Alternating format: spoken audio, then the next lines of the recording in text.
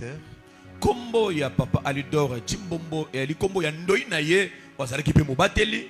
Même au jour où mes parents avaient donné ce nom, ils ne pensaient pas qu'un jour j'allais être pasteur. Tango baboti nanga bapesenga kombo yo bakanisa kete babancha kete mokolo musunga na kokoma mobateli bampate. Même à présent, ata sikoyo je suis fier de vous présenter un de mes géniteurs depuis l'école de dimanche. Nali na lolendo ya kotalisa bino moko baboti nanga wuta na etelo ya Ekodim. Il est là le jour où je le vis dans une réunion préparatoire de cette conférence. J'étais vraiment très saisi de la joie. Azali wana mokolo papa monaki na mabongisi elikindo oyo atondisa makene sengo. Et j'invite les révérends Papa Kalala, Papa Mardoché, il est là. Azawana. Il m'a encadré depuis l'école de dimanche, Ekodim. Papa lui donne moi Ekodim, il y a Papa Mardoché. Et aujourd'hui, il peut avoir cette fierté-là de porter son fils. Et de lui présenter encore devant de foules de personnes. Merci beaucoup, papa. Merci. Et pendant tout ce temps-là, nous avons grandi dans les choses de Dieu. Par la grâce de Dieu, maman, tout le matin, il m'apprenait à lire la Bible. Elle m'apprenait à prier, à chanter pour le Seigneur. Aujourd'hui, je suis chantre, je prêche, et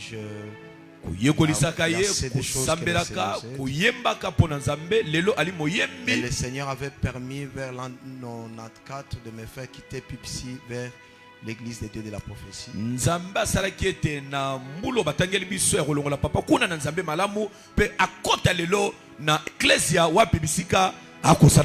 Et de là, le Seigneur m'avait appelé pour une mission de me former à être son serviteur. Et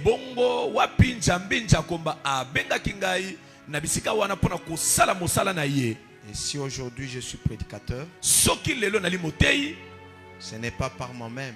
J'ai un très long parcours avec le Seigneur.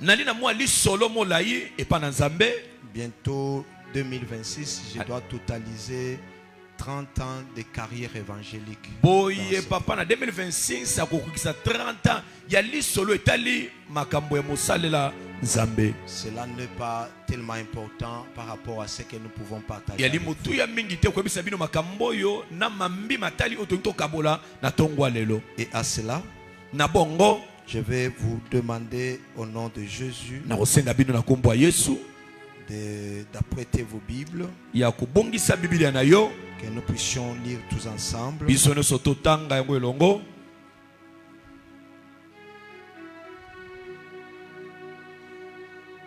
Amos chapitre 3 verset 7. Amos chapitre 3 verset 7. Amos chapitre 3 verset 7. Nous sommes assis au nom de Jésus. Amen. Car le Seigneur, l'Éternel, ne fait rien sans avoir révélé son secret à ses serviteurs, les prophètes. Deuxième lecture, Ecclésiaste chapitre 3, 15. Ecclésiaste chapitre 3, 15. J'aime assez qu'on puisse lire nos versets de base et cela va nous permettre à décortiquer ensemble.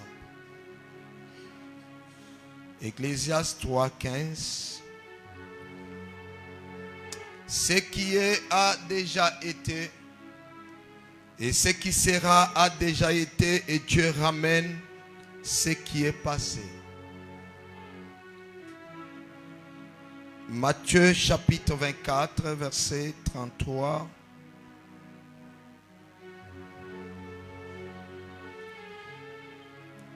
« 33, 36.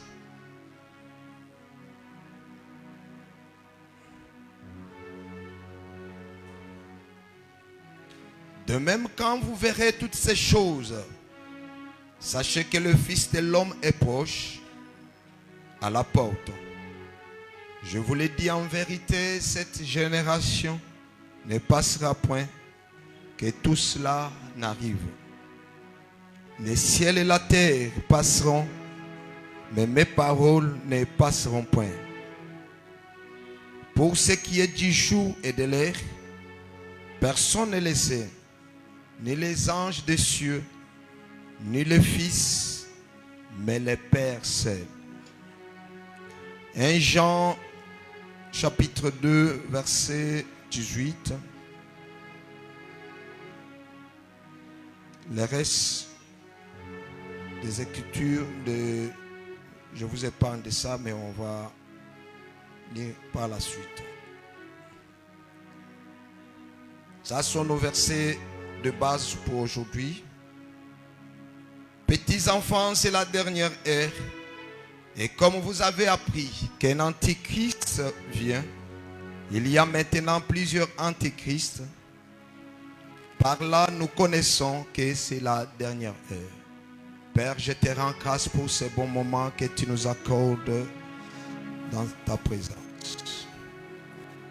Merci de nous avoir appelés à ton service. Merci de m'avoir fait ton serviteur. Je te loue, toi le Dieu grand, puissant, fort, en parole et en acte. Père, je ne suis pas ici pour prêcher ma sagesse, mais de prêcher ta sagesse dont le monde n'a jamais connue. La sagesse que les rois de ce monde n'ont jamais connue. Père, je te prie maintenant que ton bon esprit nous soit revêtu. Que ton Esprit Saint enseigne maintenant ton peuple. Ouvre notre pensée afin de pouvoir comprendre les Écritures. Ouvre aussi le pensée de ceux qui nous écoutent en ce moment, de bien intérioriser ce que nous, l'Esprit, les communique. Éternel notre Dieu, je commande ces lieux à toi seul. Ne donne pas accès à nos persécuteurs, à ceux qui cherchent à mener les troubles, de prendre gloire, mais à toi seul la gloire. Non pas à nous la gloire, mais à ton nom donne gloire maintenant. Illumine nos pensées et détruis la puissance de l'ennemi dans cette salle. Envoie maintenant tes saints anges à notre garde et que tout se passe en bonté pour la gloire de ton nom, afin que les âmes soient sauvées et que plusieurs âmes soient retournées encore à toi seul. Dans le nom de Jésus, avec acclamation, nous disons Alléluia, Alléluia. Amen. Nous parlons d'une thématique très alléchante intitulée L'Église dans les derniers virages. Toli kolobela mama na likambo moko ali mutu ya mingi oetali ecclesia na tango to na bokatisi nango ya suka. Ça c'est notre marque déposée. Wane ezali penda mokumba la marque de notre enseignement que le Seigneur nous a donné dans ce dernier temps de la fin. Wana li lolenge ya lilakisi to mokumba oyo nzambe ayabaki kotia yango epe musali na ye. L'église dans les derniers virages, ecclesia na tango asuka, c'est un panneau de signalisation que le Seigneur a mis dans le chemin de tout chrétien, de tout le monde, pour pouvoir comprendre que maintenant le chemin n'est plus encore long. Et ali talatala bokebisi oyo nkolo atiango pa mokristo nyonso ayeba ete nzela eli le susu molaite. Parce que Chaque chose a son temps. Même l'église a un temps bien défini sur la terre. L'église a un début, l'église a une fin. L'église n'est pas éternelle sur la terre. Il n'y a qu'un seul qui est éternel, c'est notre Dieu, notre Père. Que nous soyons pasteurs, apôtres, bishops, évêques, un jour nous allons quitter ce monde.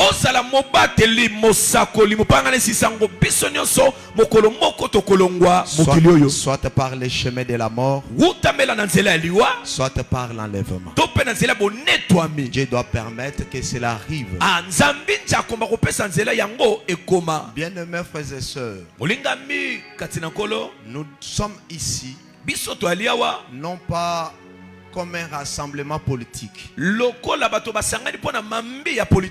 nous sommes ici dans les soucis de consolider notre foi, dans les soucis d'avertir, pour que chacun de nous comprenne les temps et les moments que nous traversons.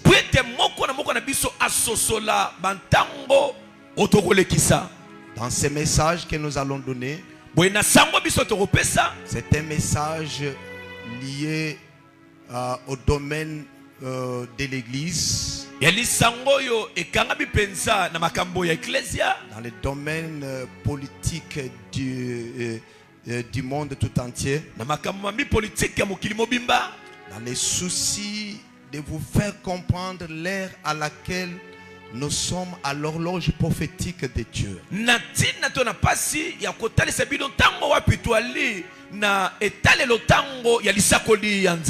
Tout ce que nous pouvons parler ici, ça ne vient pas de nous-mêmes. Ça tire sa source dans la Bible. Parce que la Bible, c'est le catalogue de l'humanité tout entière. Et le catalogue de l'homme et de tout ce qui existe. Parce que si quelqu'un veut comprendre et connaître Dieu, il doit avoir le devoir d'ouvrir tout d'abord sa Bible. Si vous êtes chrétien sans Bible, vous êtes un soldat considéré comme un soldat qui va à la guerre sans son arme. Alléluia. Amen. Pour comprendre Dieu, il faut avoir sa Bible, la lire couramment et la méditer tous les jours.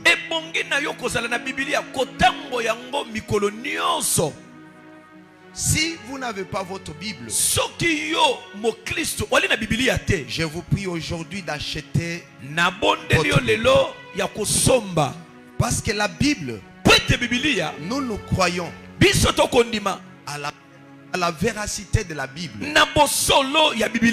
Quelle est la parole de Dieu? La révélation de sa volonté envers l'humanité tout entière. Et là, pour un thème central, le salut en Jésus-Christ. Car Dieu a tant aimé le monde, il a donné son Fils unique, afin que quiconque croit ne périsse point, mais que celui-là qui doit croire en Jésus puisse avoir la vie éternelle. Ça, c'est le thème central de la Bible. Le salut en Jésus-Christ. La Bible n'a jamais été une invention humaine. Alléluia. Amen. Comme certains le prétendent que la Bible c'est les hommes qui l'ont fondée. Non, nous croyons que la Bible c'est la parole de Dieu, la révélation que Dieu a envoyée dans l'humanité pour leur salut.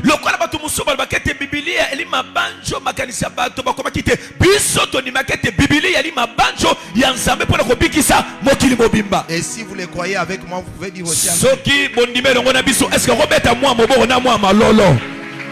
Ah, est-ce que ma maman bazaba beta moi mon lolo?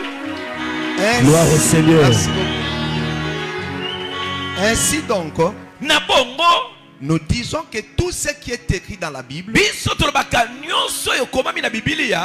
Dieu ne l'a pas écrit au hasard. Tout ce qui est écrit dans la Bible, rien n'est écrit au hasard. Et chaque écriture aura son accomplissement en son temps. Même si ça tarde, un jour ça doit toujours s'accomplir. Même si c'est que vous considérez comme la petite détail de la Bible, rien n'est écrit au hasard. Tout est utile. Alléluia. Amen. Oh, la Bible est considérée aussi comme la prophétie du monde.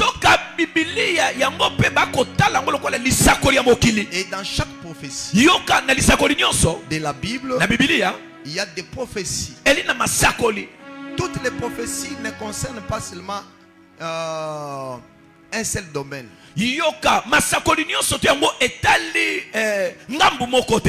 Mais dans la Bible, il y a la prophétie qui concerne Israël. Comme si vous pouvez prendre Amos chapitre 3 verset 4-5, vous allez comprendre que c'est une prophétie proprement dite pour Israël.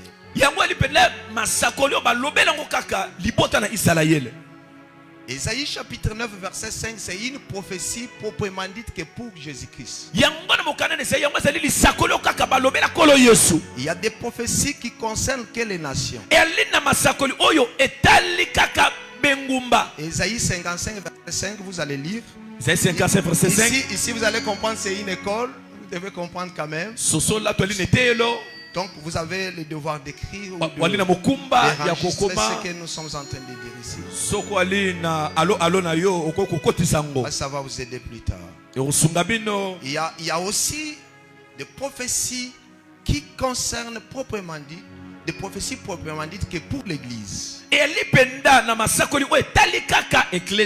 Matthieu chapitre 16 verset 18. Matthieu chapitre 16 verset 18. Sur toi je bâtirai mon église, c'est la prophétie de l'église.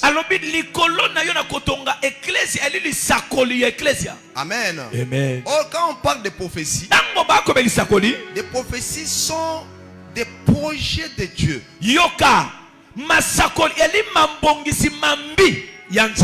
Pour l'homme, pour le monde, pour Israël, pour l'église et pour Jésus-Christ. Le projet de Dieu.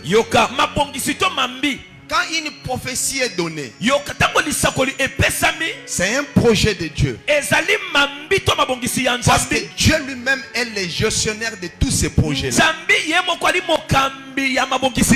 Mais les acteurs,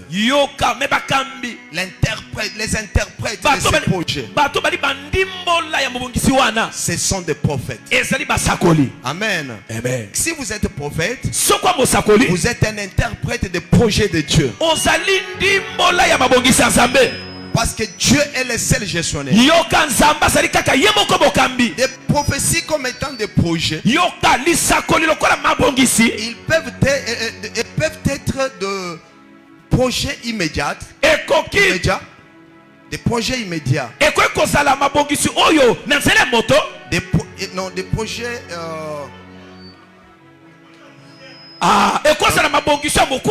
voilà, des projets immédiats qui se fait immédiatement. Voilà, c'est comme ça quand il y a une parole, il y a une prophétie. Il y a une prophétie, quand on vous le donne comme ça, ça s'accomplit justement. De même qu'il y a aussi certaines certains projets qui sont à court terme. Comme des prophéties aussi à court terme qui peuvent s'accomplir dans peu de temps, dans une semaine, dans 2 semaines, des projets comme ça. Mais il y a aussi des projets à long terme. Comme pour dire, il y a des prophéties qui peuvent prendre des années, qui peuvent prendre des siècles, qui peuvent prendre des millénaires. Cela ne veut pas dire que ces projets-là ne doivent pas s'accomplir. C'est un projet. La prophétie biblique aussi, c'est un projet qui doit s'accomplir. Quel que soit le temps que cela va prendre, ça finira par s'accomplir.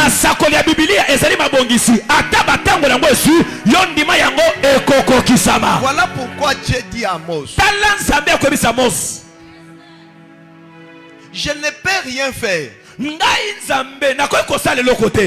sans révéler mes projets. Dieu a des projets pour ce monde. Dieu a des projets pour chaque nation. Dieu a un projet pour son église. Tel que vous êtes là, vous êtes dans le projet de Dieu. Vous êtes dans le planning de Dieu. Ce que Dieu a dit de vous, même si ça tarde, ça finira par s'accomplir.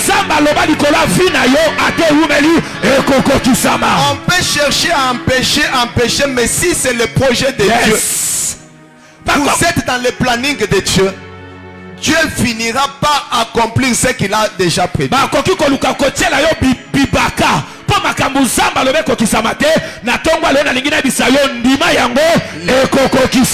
L'Esprit du Seigneur me dit encore de prophétiser pour vous, pour notre nation. Que la nation congolaise est dans le plan de Dieu. Quelle que soit l'opposition, tous les vents qui est à l'est du pays, le Seigneur l'Éternel a un projet pour ce pays. Nous n'irons pas au ciel sans l'émergence du Congo. Et retenez ce que je vous dis aujourd'hui.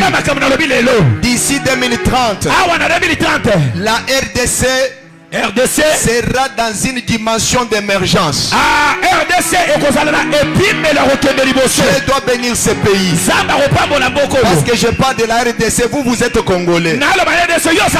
Vous êtes dans le plan de Dieu. Et le plan de Dieu finira par s'accomplir. Je t'informe. Moi je ne viens pas te dire que tu ne mourras pas, parce que tu n'es pas de celui qui doit mourir. Parce que tous ne mourront pas. Il y a ceux qui sont destinés à la mort. Il y a ceux-là qui sont destinés à l'enlèvement. Avant que nous puissions quitter ce monde, le plan de Dieu. Est-ce que ça ne moto moko zo dima mobogi sansabe koko tsama na vie na yo soki andimi yango atelema le biche reçoit. Yes. Acceptez. Bon, quelqu'un va dire c'est la conférence ou c'est la prédication. C'est comme ça que moi j'enseigne. Je n'aime pas quand on est là, on sort toujours frustré. Je prêche l'eschatologie actualisée. Je cherche un peu d'alléger des choses. Donc ici, Dieu dit à Amos, j'ai un projet pour le monde, pour l'église. Mais c'est un secret. Mais avant, moi comme étant les gestionnaires de ces projets, je ne peux pas le faire sans te le dire. C'est-à-dire dans ce monde des hommes, il y a des gens que Dieu donne son secret. Il y a les secrets de Dieu. Si quelqu'un dit non, mais je l'ai toujours posé la question, mais est-ce que vous connaissez c'est quoi les secrets de Dieu quand il dit cela à Amos? Amen. Amen. Amen. Amen.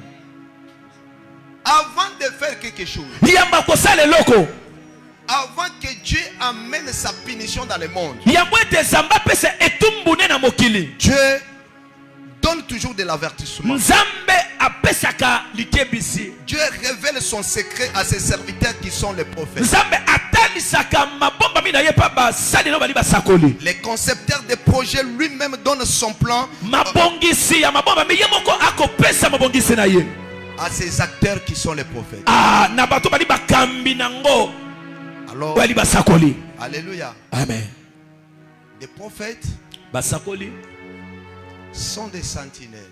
bazali basinzili Un prophète, moto ali bakobenga mosakoli c'est un intercesseur. azali mosambeli Un prophète, mosakoli c'est un interprète de la parole de Dieu. azali molimboli ya liloba ya nzambi njakomba Je dois revenir là.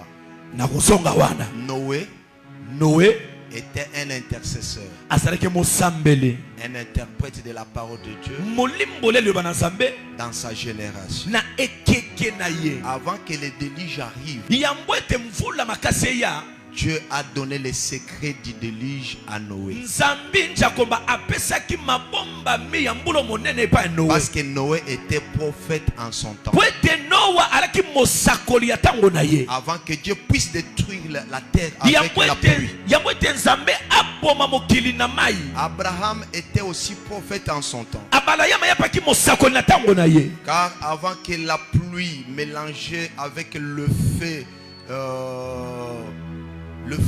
qui était tombé au ciel, le feu mélangé avec les soufres, wana ete mvula moto oyoyo esanaki na mvula puisse tomber sur Sodome et Gomorrhe, eba kokwea na Sodome na Gomorrhe Dieu avait averti à Abraham. nzambe atalisaki deja Nous voici maintenant, nous allons à Sodome et Gomorrhe. tala biso tokokende na Sodome na Gomorrhe Voilà notre secret. Ça, c'était le secret de Dieu. wana nesolaki mabomba mi ya nzambe Et Dieu révèle ces secrets-là à qui? À Abraham. nzambe akotalisa mabomba mi ane pa abalama Amen. amen Alléluia. amen Nous devons comprendre les secrets de Dieu. ebongi biso to Là, bakososola c'est Dieu mabomba mi ya lui-même nzambe qui révèle son secret à Abraham. wana nzambe ye moko akobimisa sekelele pa abalama Nous avons mangé chez toi, hein? Mais maintenant, il y a là. biso toliaki epa na yo Nous allons maintenant détruire. siko Abraham, Ta. ndeko na ngai merci papa. Ça, c'est ça votre projet. wande mabongisi na yo Allez, mais là-bas, j'ai un frère, non? kuna nana ndeko J'ai mon cousin là-bas. ndeko na ngai mobala sa kuna Ah, mais il commence, mais papa, si là-bas, il y a autant de gens. Non, nous n'allons pas détruire. Mais s'il y a 10, nous allons les faire sortir. Ah, voilà. Mais j'ai mon cousin là-bas. nana ndeko na ngai kuna L'autre et sa famille. À cause de l'intercession d'Abraham, na ntina kosambela balama parce que je venais de vous dire que si vous êtes prophète, vous êtes aussi un intercesseur. nauti kobete soki ali mosakoli oli mosambeli L'autre et sa famille étaient sauvés. lote na libotele babikaki Dans la Bible, na bibilia il y a plusieurs prophètes de Dieu envoyés en Israël, même en Juda. eli na basakoli ya nzambe ebele kotina bango Nous na les israel to na avons bayuda comme, par exemple, Élie, Esaïe, Jérémie, Ézéchiel. et eli les autres. ezali jeremi bato nyonso Ils avaient chacun pour mission d'avertir le peuple, bango nyonso balaki na etinda moko akokebisa libota avertir les rois, ya kokebisa bankumu afin d'amener des personnes, ces gens-là, à la repentance, mpona kobenga bato wana na mbongwana sous peine de la sanction de Dieu. na ntina ete bayeba kokwa na etumbu ya nzambe te Ah oui, si vous êtes prophète, soki wali mosakoli vous avez le devoir aussi d'avertir les gens pour que les gens ne tombent pas dans la sanction de Dieu. wali na mokumba ya koketiaka bato mpo bato bakwea te na mambi ya nzambe Voilà pourquoi quand je parlais des prophètes, yango ntango papa akobela mosakoli aujourd'hui les gens pensent que tous ceux qui prophétisent lelo bato bakokanisa ete bato nyonso bakosakola sont des prophètes. bali basakoli Non, te tous ne sont pas des prophètes. nyonso bali basakoli te baza banani papa Aujourd'hui, lelo si vous partez à Mangengue, ah. vous partez il y a dans des différents lieux de prière, oke na bisika kosambela kokesana mangengenge vous allez trouver des jeunes gens, kuta bilenge des hommes de mibali Dieu. Seigneur, je veux la puissance, je veux la nguya puissance là de quoi je dois être comme tel, je dois prophétiser. aza lokola moto soko pakala na sakola Parce que la Bible dit dans Actes des Apôtres chapitre 2 verset 17, dans les derniers jours, le Seigneur répandra de son esprit. Les hommes, les jeunes filles, les filles et les garçons prophétiseront. Moi je dois prophétiser. Mais ce n'est pas ce que vous comprenez là. Les jeunes gens auront des visions. Ce n'est pas ce que vous comprenez. Des veilleurs auront des soins. Ce n'est pas ce que vous comprenez là. Je vais l'expliquer ici. Alléluia. Amen. Alléluia. Amen. Vous pouvez parler de la part de Dieu pour ne pas être un prophète. Ah. Parce que quand on parle de prophètes, il y a des prophètes dedans. Il y a des prophètes de ministère. Amen. Amen. Dans la prophétie des dons,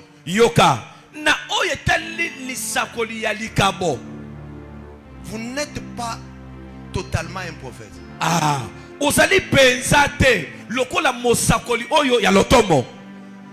Amen. Amen. Amen. Amen. Vous êtes très différemment de celui qui est engagé dans le ministère prophétique. Je vois quelqu'un qui m'a regardé, pasteur Alphonse, je vais le dire demain. Ici, je réserve ça parce qu'il y a des choses que je veux que demain vous puissiez venir parce qu'il y a des choses. Je vais le dire demain. Mais des prophètes, un prophète comme étant la sentinelle. Parce que si vous êtes sentinelle, vous avez le devoir de quitter dans votre poste pour avertir envers les dangers qui devraient arriver.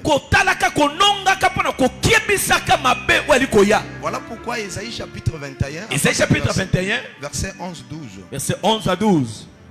Une sentinelle au milieu de la nuit a été posée la question. Mais sentinelle, qui dit-il de la nuit? Mais c'est lui qui connaît très bien les secrets de la nuit parce qu'il ne dort pas. Sentinelle, c'est toi. C'est toi qui passes la nuit dehors. Dites-nous les secrets. La réponse de la sentinelle paraît très simple. Anormal parfois aux oreilles de ses interlocuteurs. Mais une réponse si exacte.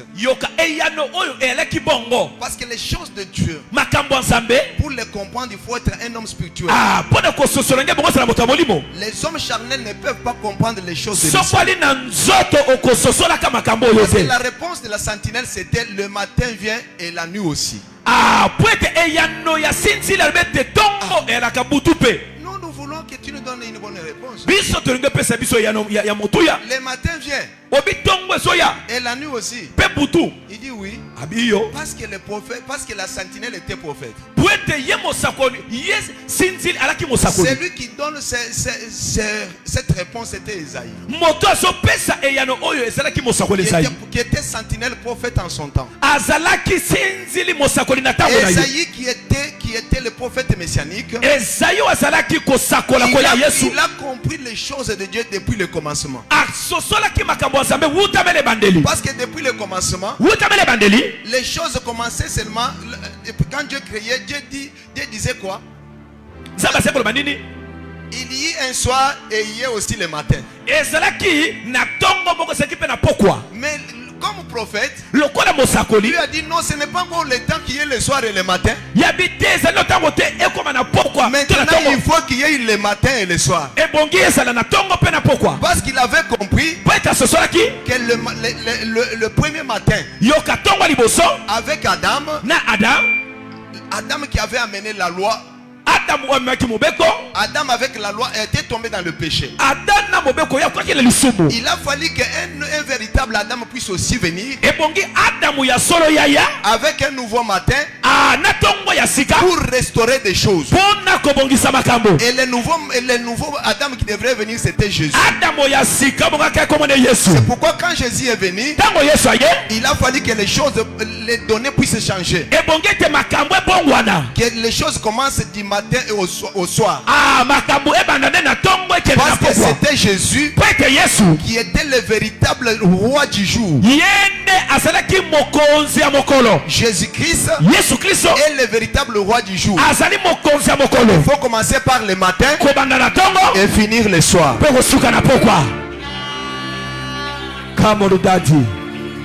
Il faut tout le monde les soirs et les matins depuis le commencement. Parce que quand Jésus vient, il faut que les choses changent.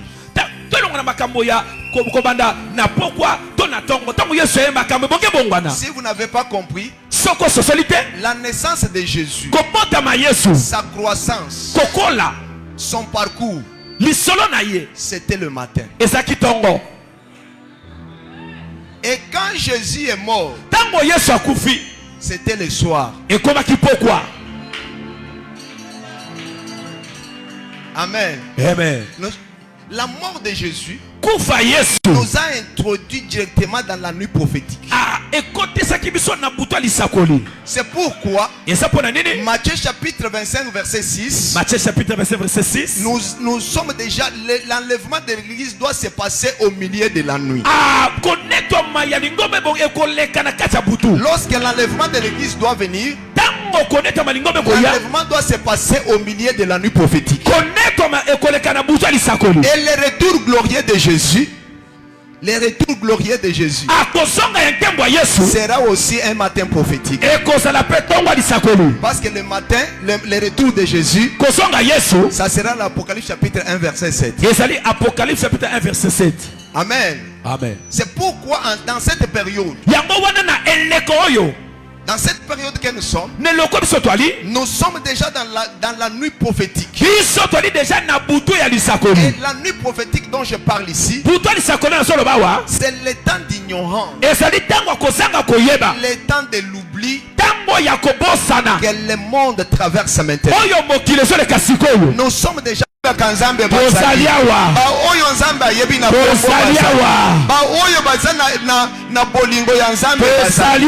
tous ceux qui espèrent encore à ce que Jésus va revenir, ils sont ici.